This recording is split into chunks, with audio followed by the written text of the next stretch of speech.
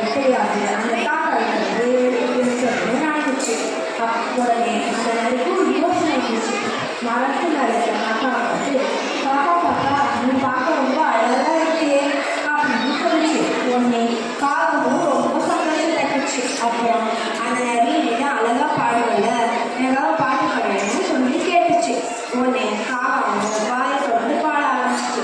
காக்கான்னு கத்துச்சு. அப்ப காக்கா வாயை தொடர்ந்து கீழே வந்துச்சு. உடனே நரி அந்த வலைய பாடு பாவம் காக்கா ஏமாந்து போச்சு. பாட்டை ஏமாந்து காக்கா நரி ஏமாந்துடுச்சு. மாரல் ஆஃப் த ஸ்டோரி, ஏமா